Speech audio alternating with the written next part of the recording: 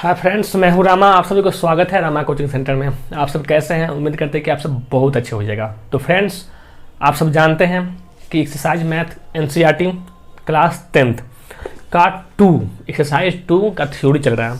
पहला क्लास तो हम करवा चुके हैं। कोई स्टूडेंट प्यारे बच्चे नए हैं तो मेरे चैनल को सब्सक्राइब कीजिए, प्लेलिस्ट पे जाइए और वहाँ पर प्लेलिस्ट में सब कुछ बना हुआ है।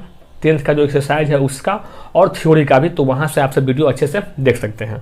तो आज भी आप सब हुलबुलाइएगा नहीं, अच्छे से दिल को थाम के एकदम अच्छे से मन लगाकर एकदम शांतिपूर्वक आप सब देखिए, क्योंकि थ्योरी देने का मेरा मेन रीजन यही होता है कि कोई भी जो ऑब्जेक्टिव सवाल उखनती जो एग्जाम में आ रहा है अभी के डेट में, वो अधिकांश थ्योरी से ही रिलेटेड आता है। तो थ्योरी अच्छे से समझे रहिएगा, तो आपको जो ऑब्जेक्टिव जिस तरह क्वेश्चन होगा उसको पढ़ने में आपको दिक्कत नहीं होगा। तो उम्मीद करते हैं कि आप सब समझ गए होइएगा। अगर मेरा पढ़ने का तरीका अच्छा लगता है तो आप सब मेरे चैनल को सब्सक्राइब कीजिए और शेयर कीजिए। तो चलिए, आज हम पढ़ने वाले क्या है, क्लास 2 है, एक्सरसाइज 2 माने बहुपद का क्लास क्या करने वाले हैं, थ्योरी का इस सेकेंड क्लास है। तो उस दिन हम समझे थे कि बहुपद क्या होता है, किस प्रकार बहुपद को हम पहचानेंगे। चाहे बहुपद के बारे में बहुत सारे बातें हम किए थे, लेकिन आज हम जैसे में रेखिक बहुपद क्या है, द्विघात बहुपद क्या है, त्रिघात बहुपद क्या है, ये सब उतना हम डिटेल में, बहुत ज़्यादा ही डिटेल में, इतना डिटेल में तो खैर कोई नहीं बताएगा, इतना डिटेल में हम बताए थे। तो उसी प्रकार सोचे हैं कि थ्योरी का अधिक क्लास 3 गो क्लास नहीं बनने वाला है, क्योंकि छोटा चैप्टर है, तो इसमें क्लास 2 ही हो, तो आज थोड़ा हो सके वीडियो लंबा होगा लेकिन पूरा मज़ेदार होगा। तो आज हम सब जो बात करने वाले हैं कि शून्यक के बारे में, कि शून्यक आखिर किस प्रकार हम फाइंड आउट करते हैं, किस प्रकार शून्यक हम निकालते हैं। होता है ना कि कोई भी, जैसे में शून्य का मतलब भी हम लोगों ने समझाए थे कि कोई भी अभी समीकरण दिया हुआ है, मान लीजिए x² + 5x + 3 दिया हुआ है, इसमें x का मान मान लीजिए 5 दे दिया, तो इस 5 का मान हम जब इसमें x में हम 5 पुट करेंगे तो जो भी मान आएगा उसका समीकरण का मान कितना होना चाहिए, 0 होना चाहिए। तो यही इसका शून्यक हो गया। तो इस प्रकार हम शून्य को जानते हैं, आप सभी बढ़िया से जानते हो। तो बात यहाँ पे ये है कि जो हम सब बहुपद पढ़े हैं वो एक पढ़े हैं रैखिक बहुपद, द्विघात बहुपद और त्रिघात बहुपद। 10th क्लास तक त्रिघात तक ही बात की गई है, सो आप सब घबराएंगे नहीं। तो आज पहले हम सब चर्चा करेंगे रैखिक बहुपद के बारे में। जैसे में रैखिक बहुपद,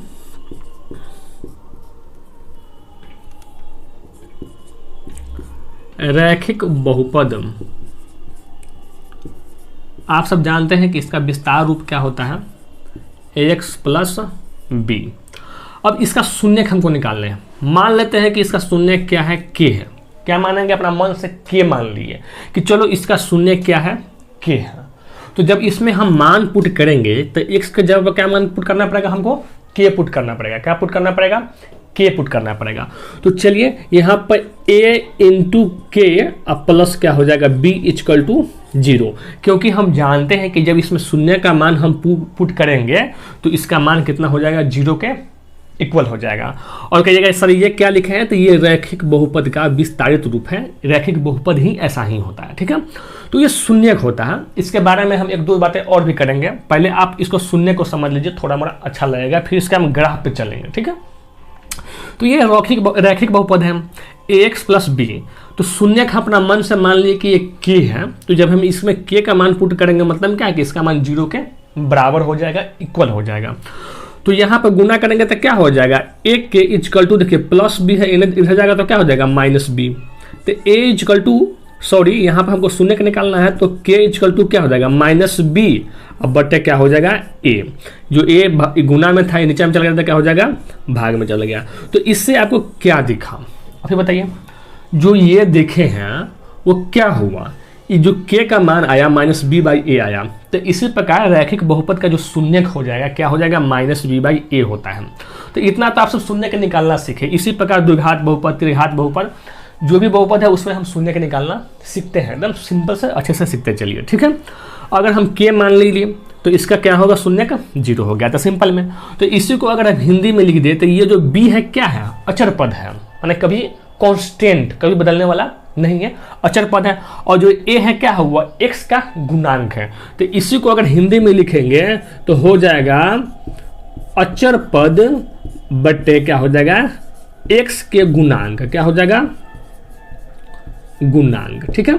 तो यही इसका हिंदी में अगर याद करना हो तो रैखिक बहुपद का जो शून्यक होता है अचर पद बटे x के गुणांक हो जाएगा। गुणांक का मतलब ये हुआ कि x में जिस संख्या से गुना हुआ वो संख्या तो कांस्टेंट होगा, तो वो संख्या ही ये यहाँ पे क्या है, एक नंबर है, संख्या है, जो इसका क्या कहलाएगा, गुणांक कहलाएगा। तो हिंदी में तो ये हो गया।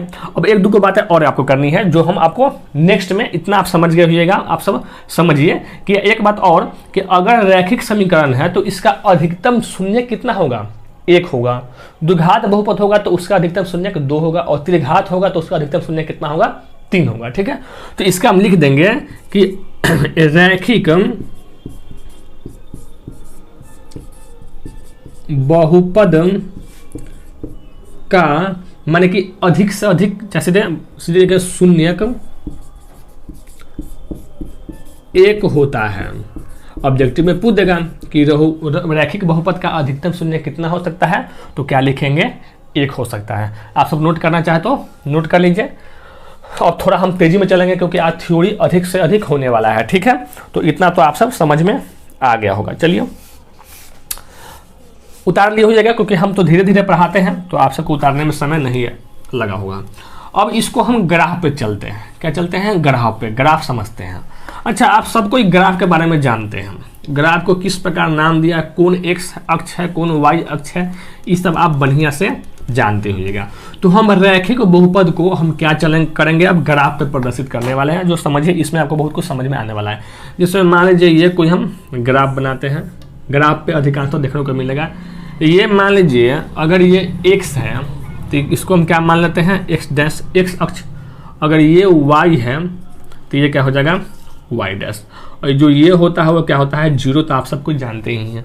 इधर का मान क्या होगा, पॉजिटिव में होता है कि नहीं, जो भी मान हो इधर चलता है प्लस VE में। ठीक है, ऊपर वाला भी क्या हो जाएगा, ये भी क्या होता है, प्लस VE में होता है। देखिए इधर क्या होता है, माइनस होता है, और नीचे भी क्या होता है, माइनस होता है। मतलब कहने का मतलब ये हुआ कि x का मान जो होता है इधर प्लस में होता है, 1 2 3 4 5 6। इधर y का मान भी क्या हो जाएगा, प्लस में ही होगा, 1 2 3 4 5 6। इधर जो x का मान होगा -1 -2 -3 -4 -5। इधर होगा -1 -2 -3 -4 -5। ये तो हम बस सिर्फ आपको दर्शाना सिखा दिए कि x में हम किस प्रकार कोई भी, अगर मान लीजिए हम ग्राफ खींचते हैं तो किसका मान किधर होगा। कहीं मान लीजिए दिया हुआ है 3 और 5 दिया हुआ है, मतलब जो पहला पॉइंट होगा क्या हो जाएगा, 3x होता है, दूसरा वाला क्या होता है, y होता है।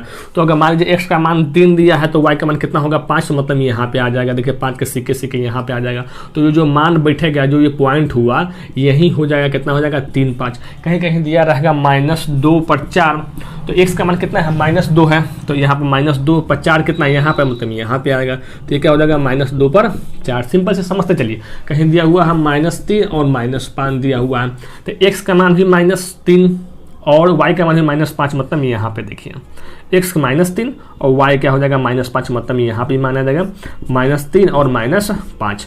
तो इसी प्रकार हम सब मान क्या करते हैं, पुट करते हैं। आपको समझ में आ गया होगा। इसको x अक्ष कहिएगा, ठीक है, इसको कहिएगा y अक्ष। ठीक है, तो इतना तो आप सब समझ में आ गया होगा। इस सिंपल से आपको बस दर्शाने के लिए हम समझाए हैं।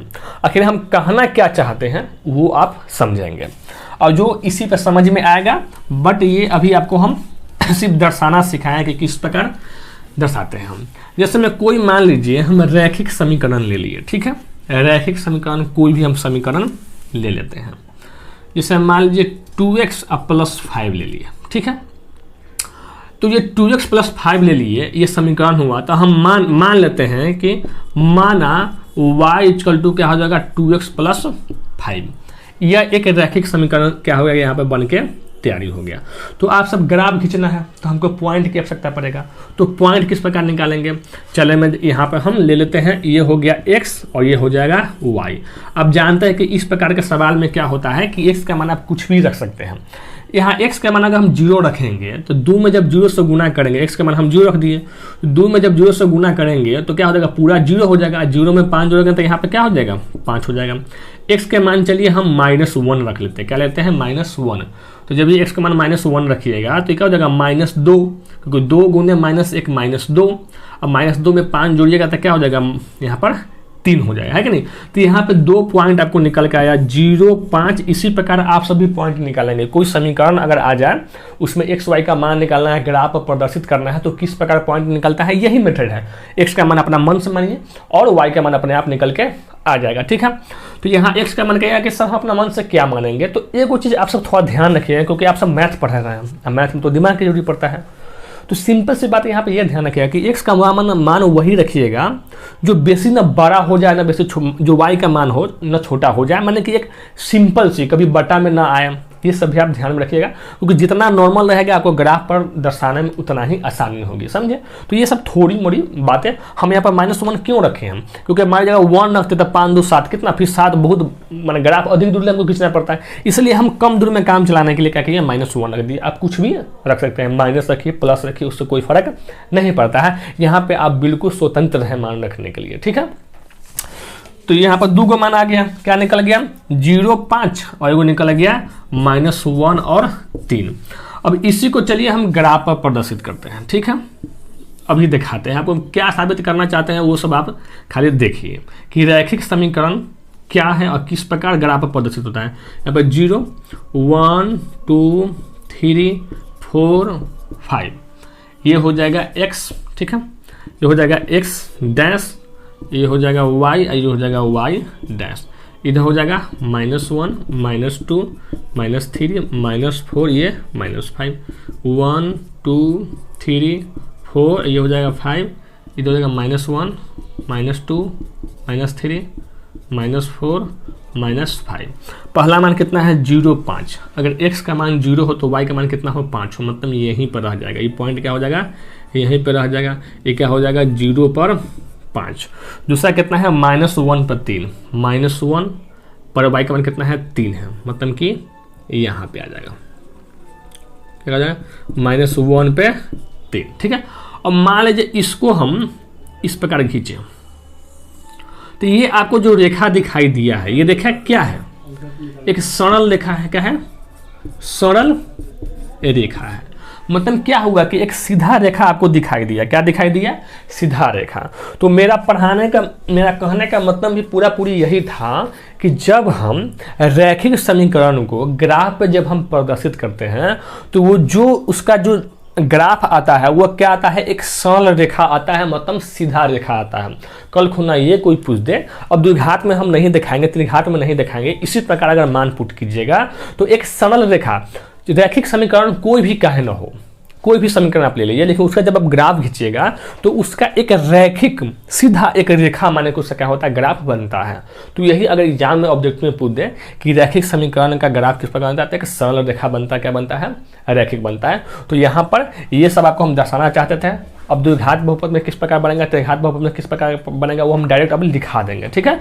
लेकिन इसमें किस प्रकार बनेगा, शून्य के निकालना भी सीख लिए और ग्राफ भी समझ में आ गया कि क्या बनता है, रैखिक समीकरण का एक सरल रेखा बनता है। तो आप सब नोट कर लीजिए, ठीक है।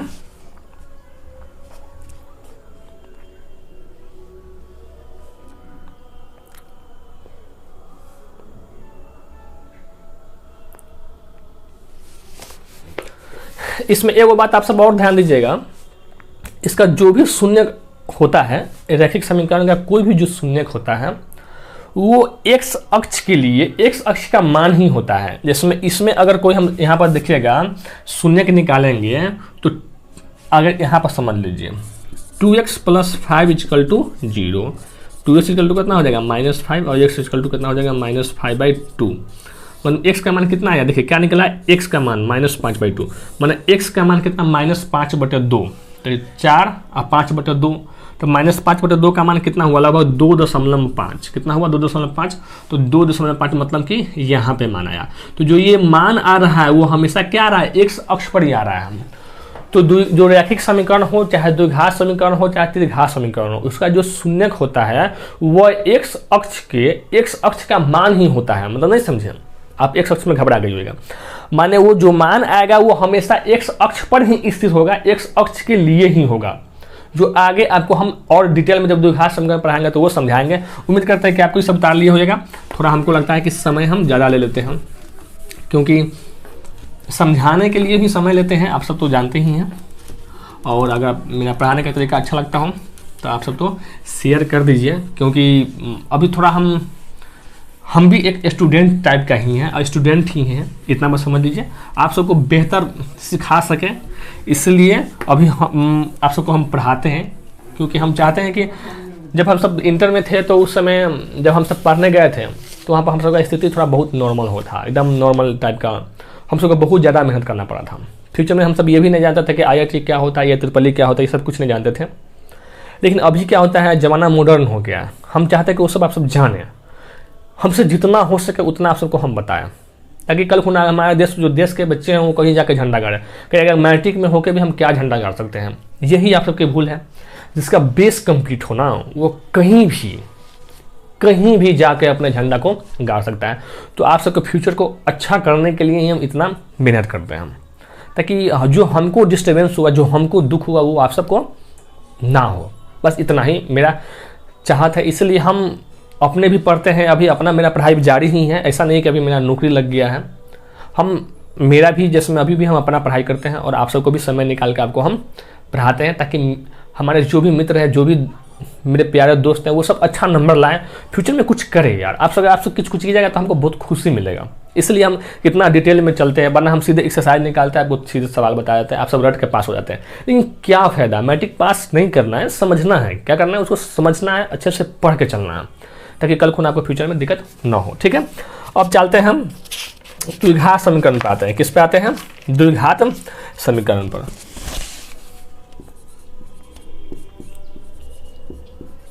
द्विघात समीकरण, ठीक है। द्विघात समीकरण का व्यापक रूप क्या होता है सभी को बताए थे, ax² प्लस bx और प्लस क्या होता है c, यही ना होता है। तो ये द्विघात समीकरण है, ठीक है। उसी प्रकार जब हम x का मान यहाँ पर शून्य डालेंगे तो इसका अधिकतम क्या हो जाएगा, इसका अधिकतम शून्य कितना होगा, शून्य कम 2 होगा। क्या होगा? 2 होगा, बताए थे। अब कहिएगा सर क्या द्विघात समीकरण का शून्य 1 भी हो सकता है? हाँ, हो सकता है। किस प्रकार होगा हम बताते हैं। पहली बात है कि द्विघात समीकरण है तो इसका अधिकतम शून्य 2 ही होगा। त्रिघात होगा तो उसका अधिकतम शून्य 3 होगा, 4 नहीं हो सकता। द्विघात समीकरण है तो इसका अधिकतम शून्य 2 होगा, 3 नहीं हो सकता। एग्जाम्पल में आ जाए, जिसमें ऑब्जेक्टिव में आ जाए कि द्विघात समीकरण का अधिकतम शून्य कितना हो सकता है, तो 2 ही हो सकता है। इतना बात आप सब ध्यान में रखिएगा। इसी को आगे चलकर हम सब क्या मान लेंगे, अल्फा और बीटा मान लेंगे, ठीक है। अब इसका आकार समझिए, इसका आकार कैसा होता है। तो इसका जो ग्राफ हम खींचते हैं, तो यहाँ पर लिखिए, अब समझाएंगे नहीं, द्विघात समीकरण का जो ग्राफ का आकार, इसे लिखिए, ग्राफ का परवलय होता है। क्या होता है? परवलय होता है। ये सब आप लिख लीजिए। क्या होता है? परवलय होता है। परवलय का मतलब क्या होता है हम समझाते हैं। इसमें देखिए, ये कोई क्या हो जाएगा, ग्राफ हम बना रहे हैं तो द्विघात समीकरण होगा तो या तो ऊपर भरे खुला होगा या नीचा भरे खुला होगा। अगर यही जो आकार होता है ऊपर भरे या नीचा भरे, यही आकार को क्या कहते हैं हम, परवलय कहते हैं। क्या कहते हैं? परवलय आकार कहते हैं। इसका शून्य कितना होता है? 2 होता है। अब किस प्रकार होगा वो आपको हम बता देंगे। इतना तो आप सब लिख ली हुईएगा, थोड़ा हम बड़ा बड़ा लिख देते हैं। अब इसके आगे हम इसमें कुछ और चलेंगे कि जैसे इसका मान लीजिए शून्य हुआ तो उसमें जो हम शून्य के निकाले हैं -b/a निकाले हैं रैखिक समीकरण में, तो द्विघात समीकरण का जो ग्राफ क्या हो जाएगा, परवलय हो जाएगा। इसी में अगर मान लीजिए हम द्विघात समीकरण का 2 गो शून्य के ले लेते हैं, क्या लेते हैं, 2 गो हम शून्य के लेते हैं अपना मन से। डायरेक्ट हम सवाल को अब सीधे मुद्दा पर चलेंगे क्योंकि अधिक समय नहीं लेना है। तो मान लीजिए इसका 2 गो शून्य है, 2 शून्य, एगो अल्फा ले लिए और एक क्या ले लिए, बीटा ले लिए, ठीक है। अल्फा और बीटा द्विघात समीकरण का 2 हम शून्य का मान लिए अपना मन से। आप कुछ भी मान सकते हो, कोई जो भी नहीं है। बुक में दिया हुआ अल्फा बीटा, इसलिए आपको अल्फा बीटा समझ में शुरू से हम सब पढ़ते भी आए इसलिए, ठीक है। तो जो मूल्य का जो योगफल होगा अल्फा प्लस बीटा, वो क्या हो जाएगा, -b/a होगा। यहाँ पर पहले समझ लीजिए, ax² प्लस bx प्लस क्या हो जाएगा c। तो जो ये b है -b/a है, तो ये द्विघात समीकरण का हो जाएगा अल्फा प्लस बीटा। ठीक है, इसको आप ये भी लिख सकते हैं मूलों का योगफल क्या हो जाएगा, योगफल इक्वल टू -b/a। इसको हिंदी वाला ये भी लिखेंगे और ऐसे भी आप सब क्या कर सकते हैं, लिख सकते हैं। ठीक है, और इसमें आगे और समझाया हुआ है जो आप सबको हम बताते हैं। अब जो -b है वो क्या है, यहाँ पे क्या है, x है, और ये a क्या है, x² है। तो इसी को हिंदी में लिखेंगे कि माइनस तो रहने करेगा, यहाँ लिखेंगे x के गुणांक, अब बटे यहाँ पे क्या है, x² के गुणांक। ठीक है, यही ना है। ठीक है, तो इसी को हिंदी वाला ये याद करेंगे, x के गुणांक बटे x² के गुणांक। कहीं भी जाइएगा तो यहाँ जो x का गुणांक कितना है, b है, तो -b बटे x² का गुणांक कितना है, x² का गुणांक कितना है, a है, तो क्या हो जाएगा यहाँ पर a। तो ये हो जाएगा, इसमें हो जाएगा अल्फा इंटू बीटा, मूलों का गुणनफल क्या होता है, c/a। c क्या होता है, अचर पद, अब बटे क्या हो जाएगा, x² के गुणांक, x² के गुणांक। ठीक है, तो ये हो जाएगा, इसको भी आप सब याद कर लेंगे। तो ये दो इसका शून्यक हो जाएगा, अल्फा बीटा मान लेते हैं, इसका द्विघात समीकरण का दो शून्यक है अल्फा बीटा। तो मूलों का योगफल -b/a होता है और मूलों का गुणनफल क्या होता है, c/a होता है।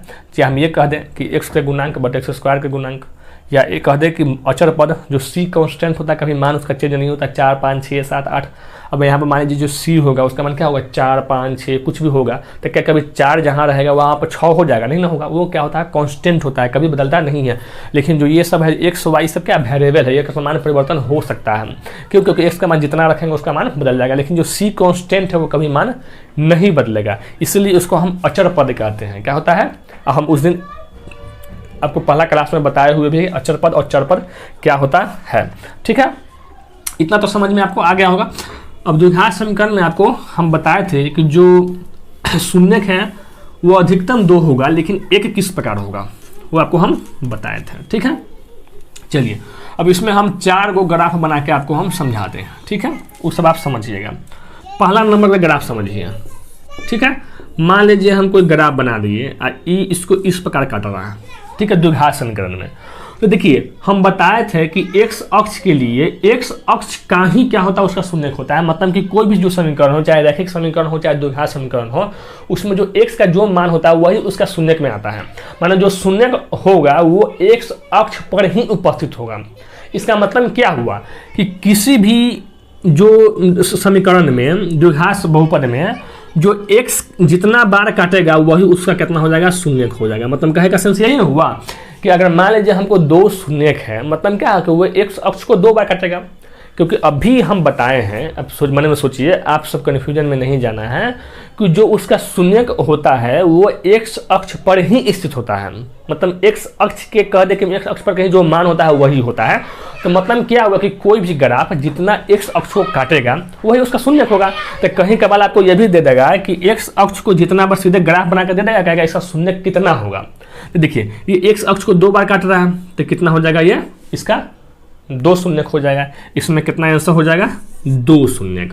अगला सब दूसरा नंबर देखिए, बताते हैं हम। कभी कभार ऐसा भी दे देगा, इस प्रकार दे देगा।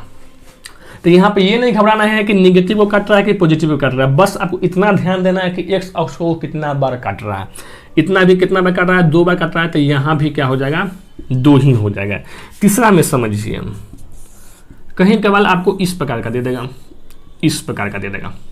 तो आप ही बताइए क्या x अक्ष को ये टच कर रहा है, नहीं कर रहा है। ये x है, ये क्या है, y है। आपसे कंफ्यूज नहीं होगा, ये x है, ये क्या है, y है। तो क्या जो ये ग्राफ बना है परवलयाकार का, क्या वो x अक्ष को टच किया है, नहीं किया है।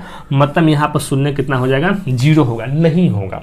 कभी कभार आपको ऐसा भी दे देगा, जैसे देखिए मान लीजिए कोई ग्राफ ऐसे आया और यहाँ पर 2 इस प्रकार चला गया, तो कहेगा सर यहाँ पे ग्राफ क्या होगा, तो परवलय है। यहाँ पे मान तो 2 हुआ है, जिसमें कोई भी जो पॉइंट है वो 2 मान का है, लेकिन दोनों मान एक ही बिंदु पर स्थित हो गया। क्या हो जाएगा, संपाती हो गया। क्या हो गया, संपाती।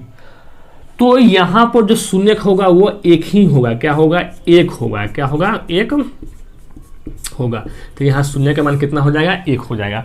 तो आपको उम्मीद करते हैं कि द्विघात समीकरण में जितना 10th में आपको जानना है बस उतना ही बता रहे हैं, ताकि अधिक थ्योरी कन्फ्यूजन में डाल देगा। जो होता है सो, तो द्विघात समीकरण का अधिकतम घात 2 हो सकता है, 2 से कम भी हो सकता है। द्विघात बहुपद है उसका अधिकतम घात माने कि समीकरण शून्य कितना होगा, 2 होगा। अल्फा बीटा बता दिए, मूलों का योगफल कितना होता है, -b/a होता है।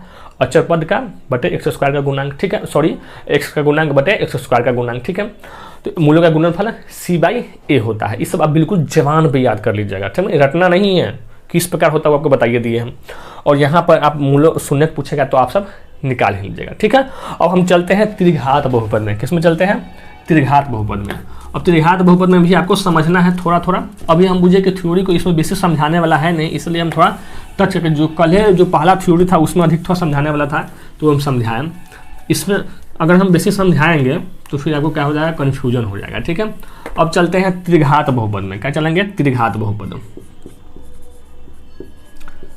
त्रिघात बहुपद आप सबको जानते हैं, त्रिघात बहुपद का जो व्यापक रूप हो क्या हो जाएगा, ax³ plus bx² plus cx और प्लस क्या हो जाएगा, d। तो जब ये त्रिघात बहुपद हुआ तो इसका शून्य अधिकतम शून्य कितना हो जाएगा, अधिकतम शून्य आप सब बताइए, आप सबको बता दीजिएगा, शून्य कितना हो जाएगा, 3 होगा। मान लीजिए अल्फा बीटा और गामा, ठीक है, इतना हम 3 को शून्य का मान लिए। तो अल्फा बीटा हम 3 शून्य इसको हम मान लिए। तो इसी प्रकार कहेंगे मूलों का योगफल क्या हो जाएगा, alpha plus beta plus gamma, ये क्या हो जाएगा, -b/a होगा। इतना तो आप सबको जानते होइएगा। ये चलते हैं त्रिघात बहुपद में हम आ गए हैं, ठीक है। तो ये कहेंगे मूलों का योगफल, इसको हिंदी में लिख देंगे त्रिघात बहुपद में मूलों का योगफल क्या हो जाएगा, देखिए -b/a लिखे तो b किसका है, x² का गुणांक है, तो इसी पर लिखेंगे -x² का गुणांक अब बटे a कितना है, x³ का गुणांक, ठीक है। तो ये हिंदी में हो गया। इसमें अब दोनों में क्रॉसपोंडिंग उल्टा चलेगा, alpha into beta plus beta into gamma plus gamma into alpha, ये क्या हो जाएगा, c/a होता है, ठीक है। और ये तीसरा हो जाएगा, ये सब आप नोट कर लीजिए, ये सब फार्मूला है, इसी पर सारे सवाल बनेंगे, ठीक है। तो ये सब आपको उतार लेनी है बढ़िया से। मूलों का योगफल हो गया। अब मूलों का गुणनफल alpha into beta into gamma क्या होता है, -d/a होता है। d क्या है, अचर पद है, a क्या है, x² गुणांक, इसको लिख सकते हैं अचर पद बटे क्या हो जाएगा, x³ के गुणांक, क्या हो जाएगा, x³ के गुणांक, ठीक है। तो इतना आप सब नोट कर लीजिए, यही आपको समझाना था। और भी आगे इसमें बहुत कुछ है जो अपना मन से हम समझाएंगे। अभी आप सब क्या कीजिए कि आप सब नोट कीजिए इतना, ठीक है, क्योंकि इसमें अधिक समझाना नहीं है। और त्रिघात बहुपद का अधिकतम शून्य कितना हो जाएगा, 3 होगा। ये सब आप इंपॉर्टेंट, ये सब ऑब्जेक्टिव में काम देगा, ये सब आप नोट कर लीजिएगा, सिंपल सी बात है, ठीक। तो उम्मीद करते हैं कि आप सब नोट कर लिए होइएगा, ठीक है। और यहाँ पर कि हिंदी में क्या होता है इतना ही, अधिकांशता याद कीजिए कि आप सब सीधे याद कीजिए -b/a c/a यही याद कीजिए, क्योंकि हिंदी में क्या कीजिएगा, कन्फ्यूजन में चले जाइएगा, ठीक है। तो जो आपको समझ में आए, ऐसा नहीं कि वहाँ पर लिख दीजिएगा अल्फा प्लस बीटा गामा ये सब कुछ भी, तो आपको वहाँ पर नंबर नहीं देगा, पूरी नंबर मिलेगा, ठीक है। ये आपको समझने के लिए कि आखिर x² में जो b क्या है, a क्या है, हम इसलिए आपको हम लिख रहे हैं, ठीक है। अब इसमें अधिकतम शून्य समझ लीजिए। अब कहिएगा सर इसका ग्राफ दिखा दीजिए किस प्रकार होता है, तो आपको हम इसका ग्राफ बताते हैं, ठीक है। कोई हम एक्सिस बना लेते हैं। इसका जो ग्राफ होता है ना वो इस प्रकार जाकर एना हो जाता है, ठीक है। यही शायद त्रिघात बहुपद का ग्राफ, ठीक है। त्रिघात बहुपद का ये क्या होता है, ग्राफ होता है, ठीक है। इसी आकार का होता है, आपको सिर्फ दिखाने के लिए बना दिए हैं। अब चलेंगे, अब क्या जाएगा सर हमको क्या सिखाइएगा बताते हैं। देखिए शून्य का निकालना हम सीख लिए, ठीक है, और मूल भी निकालना हम सीख लिए। हाँ, एक बात और कन्फ्यूजन में आप सब पढ़े हुए जगह, एक बात समझाते हैं। शून्य का मतलब आप सब जानते हैं कि शून्य क्या होता है, कोई भी समीकरण दिया हो, चाहे द्विघात हो चाहे त्रिघात है, अगर उसमें आप वो मान रखिएगा तो पूरा मान को क्या कर देगा, शून्य कर देगा। आपको हम कितना बार बता चुके हैं। एग्जाम्पल के तौर पर थोड़ी मोड़ी और समझाते हैं। जैसे मान लीजिए 2x + 5 = हम 0 रख दिए, तो 2x = कितना हो जाएगा, -5, तो x = कितना हो जाएगा, -5/2। अब ये जो समीकरण है कितना है, 2x + 5। देखिए 2 × x का मान कितना निकला है, -5/2 + 5। देखिए 2 से 2 कट गया तो -5 + 5 = कितना हो गया, 0।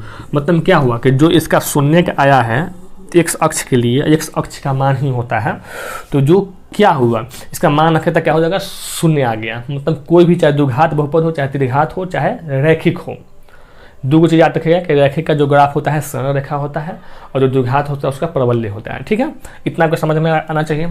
तो इस प्रकार इसका क्या हो जाएगा, शून्य आ जाता है।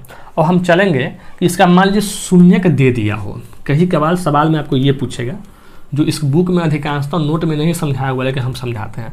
जैसे मान लीजिए अल्फा + बीटा, ठीक है, का बीटा का मान दे दिया है कुछ भी, मान लीजिए यहाँ पर क्या दीजिएगा, ए दे दिए। ठीक है, ठीक है, अल्फा × बीटा का मान लीजिए बी दे दिया। ठीक है, इस प्रकार आपको दो मान आपको दे देगा, कहेगा मूलों का योगफल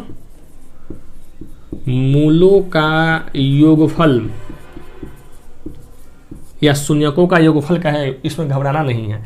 या यहाँ पे कह दे मूलों का गुणनफल दे दिया हो। अब कहेगा कि आप द्विघात समीकरण को लिखिए, है कि नहीं। तो द्विघात समीकरण का सूत्र पूछते हैं, क्या द्विघात समीकरण का सूत्र लिखने के समय क्या लिखेंगे, पहली बात यहाँ पर लिख देंगे x², ठीक है, माइनस मूलों का योगफल इंटू x, प्लस क्या हो जाएगा, मूलों का गुणनफल = 0, चाहे मूलों का गुणनफल, इतना हम लिख देंगे। ठीक है, और इस प्रकार यहाँ पर क्या लगा देंगे हम, सवाल, इसी को हिंदी में लिख देंगे तो x² माइनस मूलों का योगफल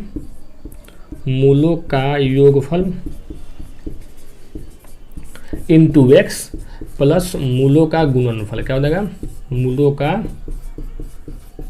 गुणनफल। ठीक है, तो ये हो जाएगा, हिंदी में उतार लीजिए। कहीं पर मूल दे दिया हो, मूलों का योगफल मूलों का गुणनफल दे दिया, द्विघात समीकरण पूछ दे कि किस प्रकार लिखाता है। और ये सवाल आपको बता देते हैं कि ये ऑब्जेक्टिव में भी आता है कि द्विघात समीकरण का सूत्र लिख दिए, यहाँ पर लिख दिए x² माइनस मूलों का गुणनफल इंटू मूलों का योगफल, उल्टा पुल्टा लिख देगा। अब पूछेगा सही में टिक मारिए। तो यही होता है कि x² माइनस मूलों का योगफल इंटू x प्लस मूलों का गुणनफल। ठीक है, चाहे इसको इस प्रकार पढ़ेंगे x² minus alpha plus beta into x plus alpha into beta, तो हम इस प्रकार आपको क्या करेंगे, याद कर लेंगे। अब जो हम सवाल दिए हैं यहाँ पर, अब सूत्र हम लिखेंगे किस प्रकार, यहाँ पर जगह है, यहाँ पर समझ लीजिए। देखिए अभी हम यहाँ पर लिख देते हैं, क्योंकि मान यहाँ पर हम पुट किए हैं x² माइनस मूलों का योगफल का मान कितना दिया, a दिया हुआ है, तो a × x आया ना यहाँ पर, देखिए, प्लस मूलों का गुणनफल कितना दिया है, b, यहाँ पर हो जाएगा b। ठीक है, तो यही देखिए आपका क्या हो जाएगा समीकरण। इसी प्रकार वहाँ पे अंक का मान देगा। अल्फा प्लस बीटा को हम क्या मान लिए हैं, यहाँ 5 मान लेंगे, अल्फा इंटू बीटा को 4, कुछ भी देगा सवाल में, एक्सरसाइज में आएगा तो हम तो बताएंगे ही, लेकिन आपको इतना जानना चाहिए कि किस प्रकार हम द्विघात समीकरण को हम लिखेंगे। ठीक है, तो आप सब नोट कर ली हो जाएगा। अब इसी में हम नोट कर लिए हम, नहीं तो आप सब स्क्रीनशॉट ले लीजिएगा। जो भी मेरे नए बच्चे देख रहे हैं वीडियो को, वो तो जानबे करते हैं कि कहाँ जाना है, सब्सक्राइब करना है चैनल को, और उसके बाद प्लेलिस्ट में जाना है। 10th का थ्योरी और 10th का जो भी क्लास हुआ है वो सब आपको उसमें मिलेगा। अब चलते हैं विभाजन प्रक्रिया पर। क्या होता है विभाजन में, क्या होता है, पहली बात है कि कोई समीकरण दे दिया, द्विघात बहुपद हो गया, द्विघात बहुपद दे दिया, मान लीजिए रैखिक दे दिया, जिसमें हम यहाँ पे एक एग्जाम्पल मान लेते हैं कि px, ठीक है, = मान ले लिए 5x² प्लस 3x प्लस 5 मान लिए। ठीक है, और px एक अपना मन से मान लेते हैं। ठीक है, यहाँ पर मान लीजिए gx = x प्लस 2 मान लीजिए। हम यहाँ पर कह देंगे कि px को gx से भाग दीजिए, क्या दीजिए, भाग दीजिए। ठीक है, ये आपको सवाल में कह देगा। तो भाग देने का 2 तरीका है। पहली बात हम क्या बताते हैं समझिए। अगर खाली वो रिमाइंडर मैंने शेषफल पूछे कि शेषफल क्या बचेगा, तो शेषफल क्या बचेगा, तो उसके लिए कुछ नहीं करना है, px में gx से सीधे क्या कर देना है, भाग दे देना है। तो क्या करेंगे हम, क्या सीधे gx का मान अगर हम x प्लस 2 इक्वल टू हम 0 कर देते, x इक्वल टू कितना आ जाएगा -2। अगर जब ये हम x का मान -2 यहाँ पे इसमें पुट करेंगे तो इसका क्या हो जाएगा, माने रिमाइंडर शेषफल कितना बचेगा वो इसमें क्या हो जाएगा, आ जाएगा। लेकिन पूरा इसमें ये पूछ दे कि भाज्य इक्वल टू भाज्य गुणे भागफल प्लस शेषफल, भागफल और शेषफल सब निकालिए। तो इसमें तो आपको पूरी क्या करना पड़ेगा, भाग देना, px भागा क्या हो जाएगा यहाँ पर gx, ठीक है। तो इसमें जो भाग होगा, भाग आप सबको मिलता आपको देने आता होगा, नहीं देने आता होगा तो हम आपको मिटा देते हैं, ठीक है। अब यहाँ पे आपको समझा देते हैं, यहाँ पर समझिए कितना दिया हुआ है, 5x² प्लस 3x और प्लस क्या हो जाएगा 5, ठीक है। और इसमें भाग देना है x प्लस 2 से, कितना से भाग देना है, x प्लस 2 से। तो जब हम भाग देते हैं तो एक बात आप सब ध्यान में रखिएगा, जिस चीज़ों को पहली बार भाग सीख रहे हैं तो वो सुन लीजिए कि जो आपको इधर का जो टर्म है, ये टर्म, इस पर हम ध्यान नहीं देंगे, इधर का जो भी पद है ध्यान नहीं देंगे। भाग देते समय आपको सबसे अधिक इंपॉर्टेंट ये है कि एक तो ये क्रम वर्ग में सजा हुआ है कि नहीं, पहले ये देखिए यहाँ पावर 2 है, यहाँ 1 है, यहाँ पर कुछ नहीं है, उल्टा फुल्टा पावर रहेगा तो पहले उसको क्या करेंगे, हम सजा लेंगे। क्या कर लेंगे, सजा लेंगे। कहीं एग्जाम्पल के तौर पर देख लीजिए, x प्लस x² माइनस 3 दिया हुआ, प्लस 3 दिया हुआ, ठीक है। तो पहले इसमें क्या भाग देने के लिए तो पहले इसको आप सजा लीजिएगा, पहले पावर अधिक वाला x² प्लस x प्लस 3, इस प्रकार क्या कर लेंगे, पहले हम सजा लेंगे ताकि भाग देने में हमको सुविधा होगा। और इसके पहला पद और इसके पहला पद पर हम ध्यान देंगे। देखिए यहाँ पे x हमको है और यहाँ भी x² है, मतलब कितना x की जरूरी हुआ, यहाँ पे 2 x है, यहाँ पे कितना x है, 1 x है। तो यहाँ पे पहली बात है कि हमको 1 x की जरूरी यहाँ पे पड़ने वाला है, ठीक है। देखिए यहाँ पे 5 है, यहाँ पे 5 नहीं है, मतलब यहाँ पे क्या कर देंगे हम 5, मतलब 5x से जब हम पहला में गुना करेंगे, 5x से जब इसमें गुना करेंगे तो यहाँ पे कितना हो जाएगा, 5x² हो जाएगा। x में गुना होगा कितना हो जाएगा, x² हो जाएगा। अब ये जो 5x है इस सब में गुना होगा, ठीक है, 5 दूनी कितना हो जाएगा यहाँ पे 10x, ठीक है। चिन्ह यहाँ पे बदलता है, यहाँ पे देखिए कुछ नहीं है, मतलब प्लस है तो यहाँ पे माइनस होगा, ये प्लस है तो क्या हो जाएगा, माइनस हो जाएगा, ये पूरी क्या हो जाएगा, कट जाएगा। अब देखिए ये 3x प्लस में है, ये 10x का है माइनस में है, तो मतलब इसी में से ये हटेगा, माइनस वाला बड़ा है तो क्या हो जाएगा -7x और प्लस कितना हो जाएगा 5। अब देखिए यहाँ पे x है, यहाँ भी x है, मतलब हमको x के देने की जरूरी अब नहीं है, लेकिन यहाँ पे -7 है, यहाँ पे कुछ है नहीं, तो यहाँ पे हम -7 दे देंगे, ठीक है। तो भाई यहाँ पे गुना करेंगे तो कितना हो जाएगा -7x, अब माइनस क्या हो जाएगा 7 दूना 14, माइनस है तो क्या हो जाएगा प्लस, अब प्लस माइनस है तो क्या हो जाएगा यहाँ पे प्लस, ये कट जाएगा, ये भी प्लस ये भी प्लस, तो 14 में जब 5 जुड़ेगा तो कितना हो जाएगा यहाँ पे 19 बच जाएगा। तो इसी बराबर ये जो भाज्य हो जाएगा तो ये क्या हो जाएगा भाजक, तो इसका भागफल कितना निकल गया, यहाँ पे हो जाएगा भागफल इक्वल टू कितना हो जाएगा 5x माइनस 7, और जो इस शेषफल है, शेषफल का कितना हो जाएगा 19। अब इसी सवाल को हम यहाँ पर लिख दें कि भाज्य इक्वल टू भाजक गुणे भागफल प्लस शेषफल। तो इसमें जो भाज्य दिया है ये क्या हो जाएगा, ये हो जाएगा 5x² प्लस 3x प्लस 5। भाजक कितना है, x प्लस 2 है, भागफल कितना निकला 5x माइनस 7 हुआ, और शेषफल कितना हुआ तो ये 19 हुआ। अगर आपको भाज्य निकालना है, अभी भी अगर आपको मन में डाउट है, अगर इतना मान निकालना है तो अभी सबका मान रखिए, भाजक कितना है x प्लस 2, ठीक है, भागफल कितना निकला है 5x माइनस 7 और प्लस शेषफल कितना निकला है 19। अगर ये दोनों को आप गुना कीजिएगा, इसको जोड़िएगा तो आपको क्या यहाँ पर निकल के आ जाएगा 5x² प्लस 3x और प्लस कितना निकल जाएगा 5। तो इस प्रकार हम भाग को समझते हैं। तो आप कहिएगा सर ये तो पूरा भाग आप हमको समझा दीजिए, किस प्रकार भाग देते हैं, किस प्रकार क्या करते हैं, लेकिन इसको किताबी भाषा में किस प्रकार लिखा हुआ होता है ना, तो किताबी भाषा में आपको हम समझाते हैं कि किस प्रकार लिखा रहेगा, आपको समझिए। इसको नोट करने की जरूरी नहीं है, आपको तो हम यहाँ पे भाग सिखाए हैं। अगर आप सबको मन है नोट करने का तो आप सब नोट कर ही लीजिएगा, कोई दिक्कत नहीं है, स्क्रीनशॉट आप सब ले लिए होइएगा। तो किताबी भाषा में लिखा रहेगा यहाँ पे px equal to gx into qx plus क्या हो जाएगा यहाँ पे rx। ये आपको किताबी भाषा में दिया रहेगा। अब यहाँ पे कहिएगा सर px क्या है, तो ये क्या है, भाज्य है, क्या है, भाज्य है। gx क्या है, भाजक है। qx क्या है, भागफल है कि नहीं। अब प्लस ई क्या है, शेषफल। आपको इक्विवेलेंट विभाजन एल्गोरिथम याद हो गया होगा कि ए बराबर क्या होता है, बी क्यू प्लस आर। यहाँ पे ए क्या है, बी बी, मतलब यही होगा, ये होता है विभाजन एल्गोरिथम। किताबी भाषा में इसको हम ये भी कहते हैं विभाजन एल्गोरिथम। तो यहाँ पर कहीं पी एक्स, जी एक्स और क्यू एक्स, आर एक्स ये सब दे दिया हो कहेगा भाग देने के लिए, तो स्टूडेंट सब घबरा जाते हैं कि अरे ये क्या नया चीज़ आ गया।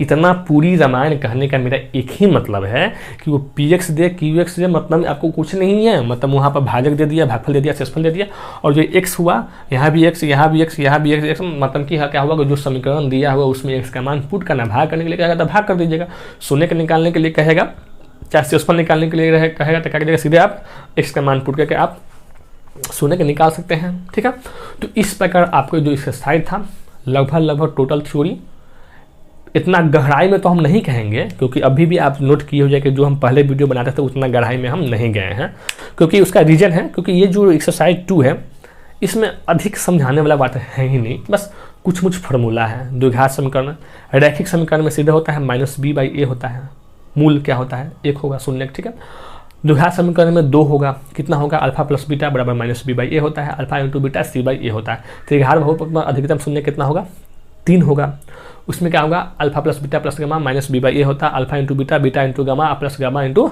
अल्फा, क्या हो जाएगा, c/a होता है। आई में अल्फा गुणनफल पूछ दे कि alpha into beta into gamma, तो क्या हो जाएगा, -d/a होता है। इतना आपको मुंह पर याद होना चाहिए। और ये भी पूछ दे कि द्विघात समीकरण का जो लिखने का फॉर्मूला क्या होता है, तो एक्स स्क्वायर तो पहला में रहने करेगा, क्योंकि द्विघात समीकरण है तो एक्स स्क्वायर तो रहेगा ही रहेगा। ठीक है, माइनस मूलों का योगफल alpha plus beta into x, अब प्लस गुणनफल, पहले माइनस आ जाएगा फिर प्लस आ जाएगा। तो सिंपल से आप सबको पूरा याद हो गया होगा, पूरा थ्योरी भी आप सबको रिवाइजन करवा दिया, और उम्मीद करते हैं कि आप सबको ये पढ़ने में भी बहुत अच्छा लगा होगा, पढ़ने में मजा आया होगा। तो ऐसा ही अच्छे से आपके लिए इतना मेहनत करते हैं तो प्लीज़ आप मेरे चैनल को सब्सक्राइब कीजिए, शेयर कीजिए और मेरा सपोर्ट कीजिए, क्योंकि हम भी स्टूडेंट हैं और इतना जो मेहनत करते हैं इतना चाहते हैं कि आप सबका फ्यूचर ब्राइट हो। मेरे यार आप सब इतना हम चाहते हैं ना कि आप सब कल को ना कहीं जाए तो मैथ देख के ना आपको अपनापन सा फील हो लगे कि हम यार मेरा बिल्कुल अपना करीबी है, हम ये चाहते हैं। ठीक है, तो इसी जोश इसी उम्मीद से मिलते हैं अगले नेक्स्ट वीडियो में, और आप सब मन लगा पढ़ते रहिए। जय हिंद फ्रेंड्स।